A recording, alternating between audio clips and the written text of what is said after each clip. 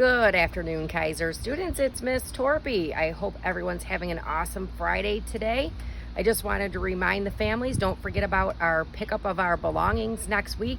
If you are unable to come by car, please call the office and we can make some special arrangements for you to pick them up on a different day or time, and we can have that arranged so that you can come to the office in the vestibule area.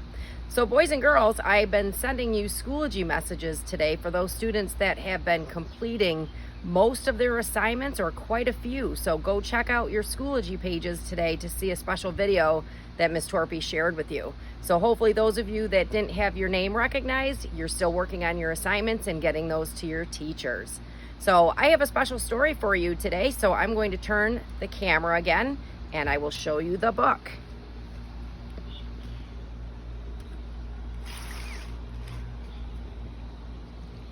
This book is called Fiona Flamingo.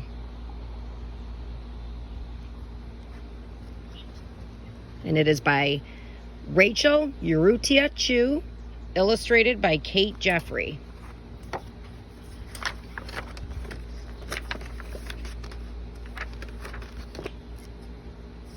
That's a beautiful flamingo.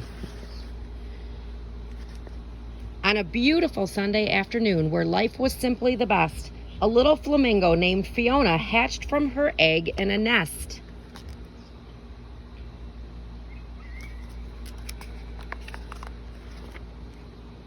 Little Fiona grew up making lots of friends.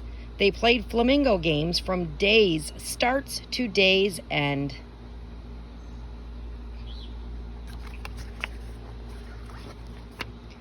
As the time passed, the birds all became stronger.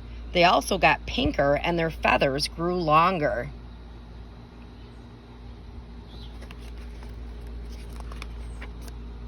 They turned pinker and pinker with each feather they grew. They got bigger and bigger until some of them flew.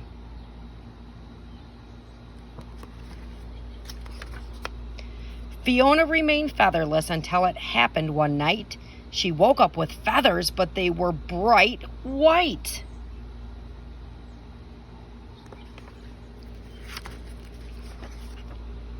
The other flamingos gasped and stared at her in shock. They couldn't believe what they were seeing and wildly began to squawk.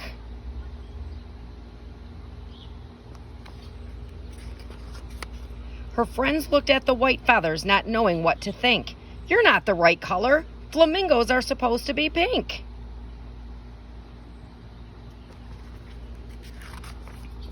With everyone shouting, Fiona began to get scared. She looked at her feathers and then she looked at theirs.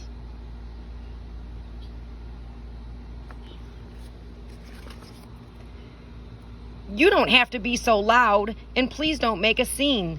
That's when Fiona started shaking and her feathers turned to green.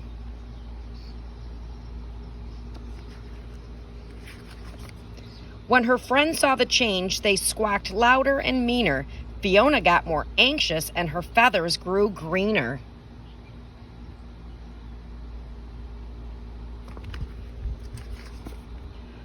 Her friends looked at the green feathers, not knowing what to think. "Stop being so silly, Fiona. Flamingos are supposed to be pink."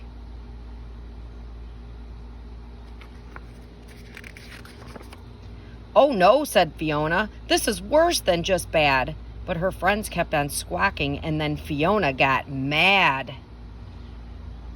Remember last week we talked about all those different feelings that we can have. "You're making me angry," she jumped and furiously said. That's when Fiona started yelling and her feathers turned, you are correct, red.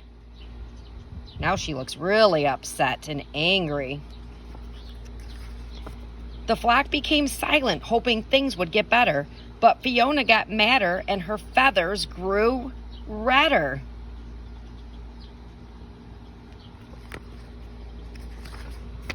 Her friends looked at the red feathers, not knowing what to think.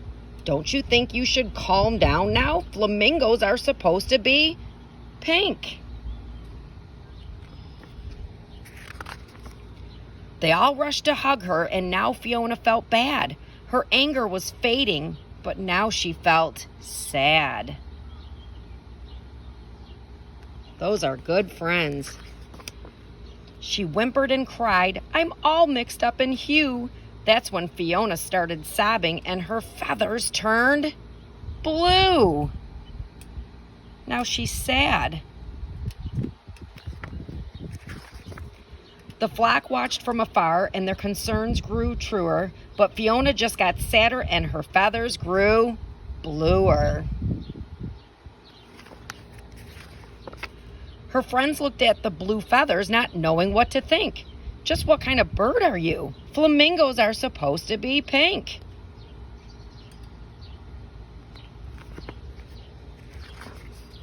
No one could cheer her up, so instead they stayed away.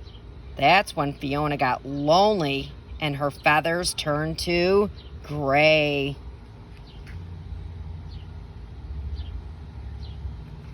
Now she's lonely. Sometimes we feel lonely.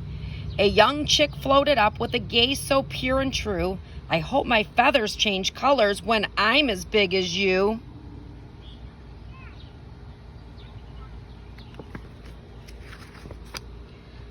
Fiona flashed a happy smile and her feathers erupted in color. It was a surprise to everyone. No feather was like any other. Wow, look at all those beautiful colors. Pink, white, and green, red, blue, and gray. She was every single color now, and that's the way she'd stay. The entire flock gathered around, and Fiona gave a big wink. "I guess we've all learned a lesson here. Flamingos don't have to be pink."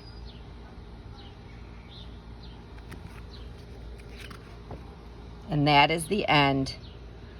So all the flamingos were beautiful, no matter what their color was, and they all got along and tried to help each other. So boys and girls, remember, we all have different feelings, and we all need to respect each other and be kind to each other, like we talk about at Kaiser all the time. So I miss everyone, and I hope to see you soon.